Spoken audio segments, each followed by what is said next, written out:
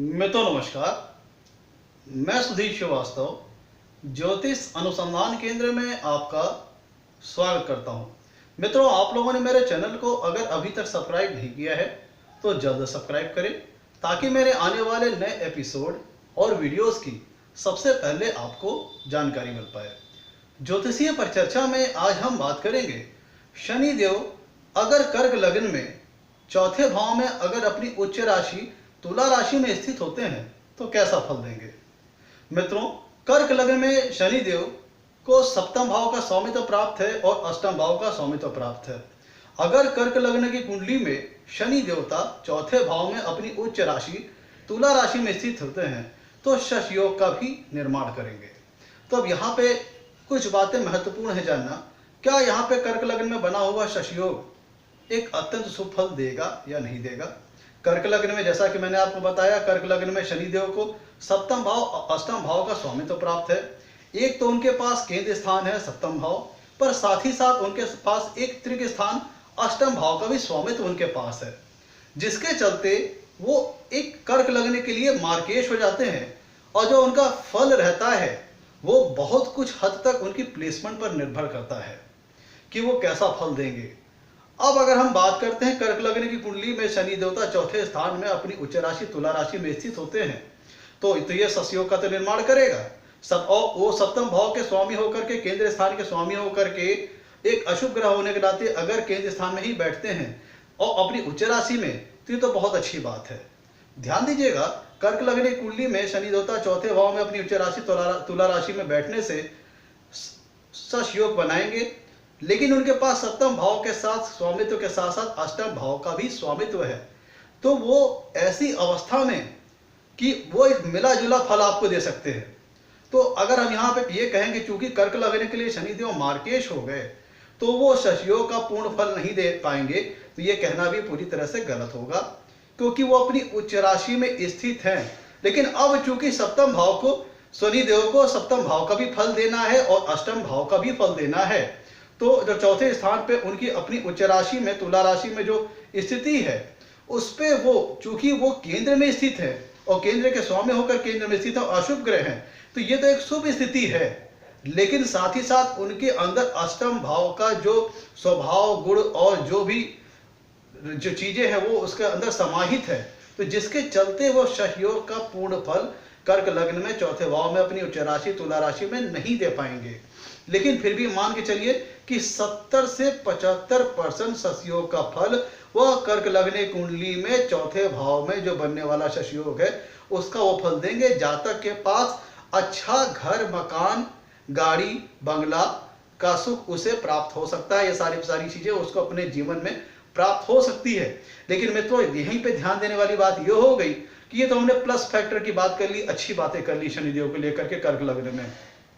लेकिन चूंकि अब शनि देव को सप्तम भाव का भी फल करना है और अष्टम भाव का भी फल करना है, और सप्तम भाव में का भी उनको फल करना, अष्टम भाव का भी फल करना, और चौथे भाव में अपनी उच्च राशि तुला राशि में वो स्थित है, तो एक बात तो यहाँ पे क्लियर है कि चौथे भाव को वो नुकसान नहीं पहुंचाएंगे।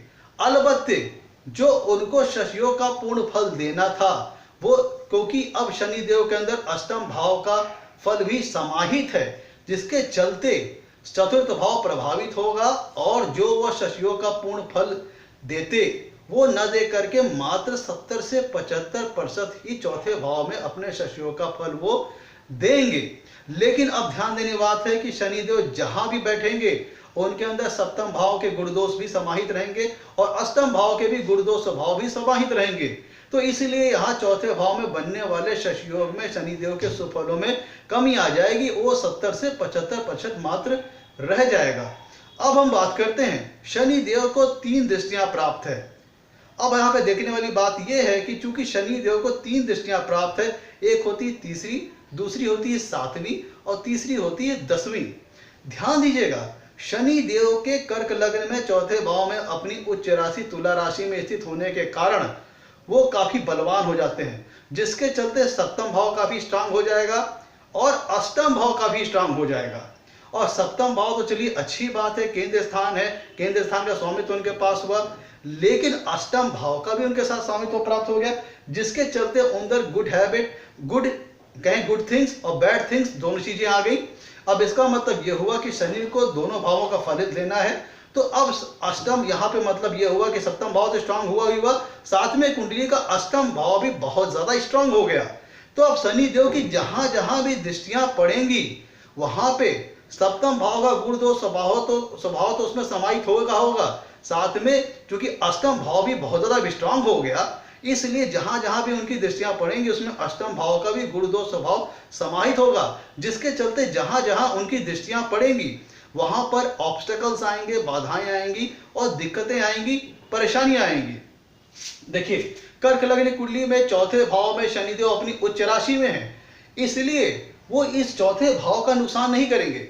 जातक को घर मकान संबंधित बंगला मिल सकता है, घर मिल सकता है, अच्छी गाड़ी वाहन का सुख मिल सकता है। जो भी मटेरियल चीजें हैं, मटेरियलिस्टिक चीजें हैं, भौतिक सुख वाली चीजें हैं, वो जातक को खूब भरपूर मात्रा में मिल सकती है।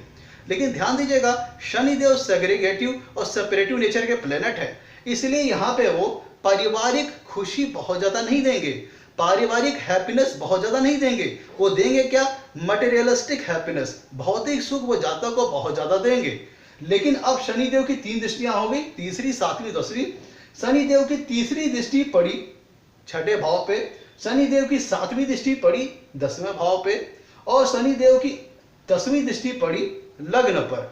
ध्यान दीजिएगा, अब शनिदेव के अंदर अष्टम भाव का भी गुण दोष स्वभाव समाहित है, और अष्टम और अपनी उच्च राशि में बैठ जाने के कारण शनिदेव के अष्टम भाव बहुत ज्यादा स्ट्रांग हो गया। इसका मतलब यह हुआ, यहां तो चौथे भाव पे उन्होंने बुरा फल नहीं दिया क्योंकि वो अपनी उच्च राशि में थे, लेकिन वो अपना शुभ फल भी 100% नहीं दे पाएंगे क्योंकि उनके अंदर अष्टम भाव का भी गुण दोष स्वभाव समाहित होगा। सप्तम भाव के साथ साथ अष्टम भाव का भी गुण दोष स्वभाव समाहित होगा, और चूंकि अष्टम भाव बहुत ज्यादा स्ट्रांग हो गया, इसलिए इस भाव के ऊपर वो रहमो करम करेंगे, नुकसान नहीं करेंगे। लेकिन यह भी सच है कि वो अपना पूर्ण फल 100% नहीं दे पाएंगे। लेकिन अब जहां जहां वो दृष्टियां डालेंगे, तो चूंकि अष्टम भाव काफी बलवान हो गया, काफी मजबूत हो गया, तो वो जहां जहां भी दृष्टि डालेंगे वहां वो बहुत ज्यादा वो ऑब्स्टेकल्स देंगे, बाधाएं देंगे, दिक्कतें करेंगे। तो चौथे भाव के लिए तो अच्छी पोजीशन में हो गए, अच्छा फल देंगे, शुभ फल देंगे, लेकिन वो भी 100% फॉर्म में नहीं दे पाएंगे, 70 से 75% फॉर्म में देंगे। और उनकी तीसरी दृष्टि पड़ेगी छठे भाव पे, जिसके चलते जातक को कोई क्रॉनिक डिजीज हो सकती है, लंबी चलने वाली बीमारी हो सकती है, असाध्य बीमारी हो सकती है, जीवन साथी से मनमुटाव हो सकता है, जीवन साथी आपसे बेरुखी करने वाला हो सकता है, आपसे लड़ाई झगड़ा करने वाला हो सकता है जीवन साथी से सामंजस्य ना बैठ पाए। अब इनकी शनिदेव की 7वीं दृष्टि आती है 10वें भाव पे, जहां पे शनिदेव की नीच राशि मीन राशि है।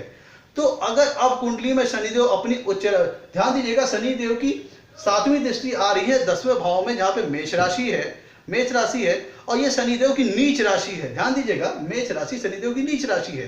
तो इसका मतलब क्या हुआ, इस कुंडली में चौथे भाव में अपनी उच्च राशि में तुला राशि में बैठ के शनिदेव काफी स्ट्रांग हो जाते हैं। लेकिन इनकी 7वीं पूर्ण दृष्टि अपने सामने अपने नीच के भाव मेष राशि पर पड़ रही है, जिसके चलते जातक को अपनी कैरियर लाइफ में काफी स्ट्रगल करना पड़ता है, काफी उतार चढ़ाव का सामना करना पड़ता है, काफी दिक्कतें आती हैं, काफी संघर्ष करना पड़ता है, एक स्मूथ कैरियर लाइफ नहीं मिल पाती है, जातक को स्ट्रगल करना पड़ता है। और वो काफी मिडिल एज निकल जाने के बाद, 36-37 साल पार हो जाने के बाद, तब जातक को अपने कैरियर लाइफ में धीरे धीरे स्टेबिलिटी मिलती है, धीरे धीरे स्थायित्व मिलता है। लेकिन उसको शुरुआत के दौर में काफी संघर्ष करना पड़ता है, काफी स्ट्रगल करना पड़ता है। और चूंकि शनि की 7वीं दृष्टि 10वें भाव में कर्क लग्न में अपनी मेष राशि जो कि उसकी नीच राशि पर पड़ रही है, जिसके चलते जातक को जीवन में काफी संघर्ष करना पड़ेगा, एक स्मूथ कैरियर नहीं मिल पाएगा। जातक को संघर्षों के साथ, उतार चढ़ाव के साथ, दिक्कतों के साथ अपनी लाइफ में आगे बढ़ना पड़ेगा। अब मित्रों ध्यान दीजिएगा, शनि देव की कर्क लग्न में इस पोजीशनिंग के चलते इनकी 10वीं दृष्टि पड़ेगी लग्न पर। और मैंने बताया अंदर शनि देव के अंदर 2 भाव का गुण दोष स्वभाव फल समाहित है, एक सप्तम भाव का, एक अष्टम भाव का। तो जब यहाँ पे लग्न पे इनकी शनि देव की 10वीं दृष्टि पड़ेगी, तो जातक ये हो सकता है कि सेक्सुअल लाइफ में और रोमांटिक लाइफ में उसका काफी इंटरेस्ट हो, इन सब चीजों में उसकी ज्यादा रुचि हो। लेकिन यह भी सच है कि जातक नकारात्मक विचारधारा वाला हो सकता है, नेगेटिव थॉट्स, नेगेटिव चीजों, मतलब नेगेटिव चीजें उसके मन में आ सकती हैं। और यहाँ पे कह सकते हैं जातक के जीवन में उसको आलसी बना सकता है। शनिदेव की 10वीं दृष्टि जो लग्न पर आ रही है वो जातक को आलसी बना सकता है, नेगेटिव विचारधारा वाला बना सकता है, नेगेटिव थॉट्स वाला बना सकता है, और सेक्सुअल एक्टिविटीज में, रोमांटिक चीजों में उसका झुकाव सहज ही होगा, ज्यादा होगा। और ये भी हो सकता है कि वो जब जातक के ऊपर जब अपना 10वीं दृष्टि से लग्न के ऊपर डालते हैं तो मुख्यतः जातक की, चूंकि यहाँ पे कर्क लग्न है और कर्क लग्न एक क्रिएटिव लग्न होता है, काफी कह लीजिए कि इनोवेटिव लग्न होता है, काफी भावुक लग्न होता है। तो यहाँ पे जब 10वीं दृष्टि से लग्न को देखते हैं तो ऐसा तो बट नेचुरल देखा जाए तो कर्क लग्न वाले जातक काफी भावुक होते हैं, इमोशनल होते हैं, चंचल होते हैं, कोई चंद्रमा इसका स्वामी होता है लग्न का। लेकिन यहाँ पे शनि की जब दृष्टि पड़ती है तो उनके अंदर ये सब सारी चीजें कहीं बंध जाती है, जातक के अंदर गंभीरता आ जाती है, जातक मैच्योरिटी से सोचने वाला हो जाता है। शनि देव उसको लाइफ में दिक्कतें दे करके, स्ट्रगल करा करके मैच्योर बनाते हैं, परिपक्व बनाते हैं, गंभीर बनाते हैं। चंद्रमा के चलते जातक के अंदर जो इमोशनलिटी, भावुकता, चंचलता रहती है वो धीरे धीरे शनिदेव अपनी कंट्रोलिंग में ले लेते हैं, जिसके चलते जातक गंभीर स्वभाव का हो सकता है, एकांत प्रिय हो, एकांत में रहने वाला हो, ज्यादा सोशल गैदरिंग में ना रहने वाला हो। इसके चलते जातक गंभीर हो जाता है, मेच्योर, अपनी लाइफ के स्ट्रगलों को फेस करते हुए, उतार चढ़ाव को फेस करते हुए जातक काफी मेच्योर स्वभाव का हो जाता है, काफी परिपक्व स्वभाव का हो जाता है। तो मित्रों, तो कर्क लग्न में जो सहयोग बना शनिदेव का, शनिदेव के कर्क लग्न में चौथे भाव में अपनी उच्च राशि तुला राशि में स्थिति होने के कारण, तो चूंकि उनके पास दो भाव का स्वामित्व, एक सप्तम भाव का, एक अष्टम भाव का, तो सप्तम भाव का स्वामी होकर के केंद्र में बैठना अपनी उच्च राशि में तो बहुत अच्छी बात है। लेकिन अष्टम भाव का भी स्वामित्व होकर के केंद्र में अपनी उच्च राशि में बैठ जाना, ये अष्टम भाव को बहुत ज्यादा स्ट्रांग बनाएगा। और मैंने आपको बताया, जब कोई त्रिक स्थान बहुत बली हो जाता है तो जीवन में बाधाएं उत्पन्न करता है, दिक्कतें उत्पन्न करता है, ऑब्स्टेकल्स आते हैं। तो यहाँ पे चूंकि ये इनकी उच्च राशि है इसलिए चौथे भाव को तो हर्ट नहीं करेंगे, तीसरी दृष्टि से छठे भाव को हर्ट करेंगे, रोग व्याधियां दे सकते हैं, जीवन साथी से मनमुटाव करा सकते हैं, किसी प्रकार की क्रॉनिक डिजीज दे सकते हैं। सातवीं दृष्टि से 10वें भाव को देखेंगे तो कैरियर लाइफ में स्ट्रगल दे सकते हैं, जो कैरियर होगा स्मूथ ना होकर के काफी संघर्षों से भरा हुआ होगा, पिता को दिक्कतें हो सकती हैं। यहाँ पे ध्यान दीजिएगा, शनि की तीसरी दृष्टि छठे भाव पे जो पड़ रही है, या एक चीज मैं आपको और एड ऑन करना चाहूंगा, शनि देव की जो तीसरी दृष्टि छठे भाव पे पड़ रही है, ये जीवन में लिटिगेशन भी लगा सकता है, ब्लेम भी लगा सकता है, गलत आरोप भी आपको लगा सकता है।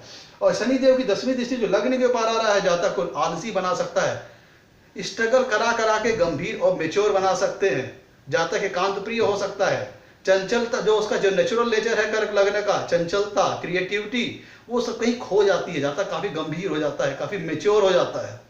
मित्रों, ये था कर्क लग्न की कुंडली में शनि देव अगर चौथे भाव में अपनी उच्च राशि तुला राशि में स्थित होते हैं तो कैसा फल देंगे।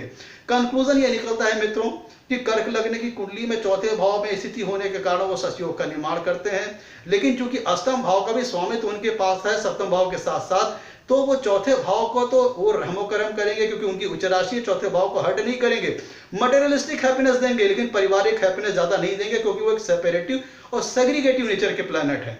लेकिन वो अपना पूर्ण जो सतयोग का पूर्ण फल होता है, पूर्ण सुफल होता है, उसको भी वो नहीं दे पाएंगे। 100% फल वो अपना सुफल नहीं दे पाएंगे, वो 70 से 75% सुफल ही दे पाएंगे। और लेकिन चूंकि वो यहाँ पे प्लेसमेंट के चलते अष्टम भाव काफी स्ट्रांग हो गया, तो जहां जहां पे वो अपनी दृष्टि डालेंगे, तीसरी, सातवीं और 10वीं, वहां पे वो काफी हर्डल्स क्रिएट करेंगे, काफी बाधाएं देंगे, काफी दिक्कतें पैदा करेंगे, क्योंकि अष्टम भाव बहुत ज्यादा बली हो गया। और सब शनि देव की दृष्टिया में सप्तम भाव का भी गुण दोष स्वभाव समाहित है और अष्टम भाव का भी गुण दोष समाहित है, और अष्टम भाव एक त्रिक स्थान है, उसका बहुत ज्यादा बली हो जाना जीवन में रुकावटों को लाएगी, बाधाओं को लाएगी, मुश्किलात पैदा करेगी। मित्रों, ये था कर्क लग्न की कुंडली में चौथे भाव में अपनी उच्च राशि में तुला राशि में स्थित होने पर शनिदेव कैसा फल देते हैं। मित्रों, आज के लिए इतना ही। आपसे कहना है मेरे वीडियो को लाइक करें और मेरे चैनल को सब्सक्राइब करें ताकि मेरे आने वाले नए वीडियोस और चैनल की आपको जानकारी मिल पाए। और ध्यान दीजिएगा, आपके लाइक और सब्सक्रिप्शन हमें मोटिवेशन प्रदान करते हैं ताकि आगे चल करके हम और अच्छे वीडियो आपके लिए बना सकें। आज के लिए मैं तो इतना ही। धन्यवाद।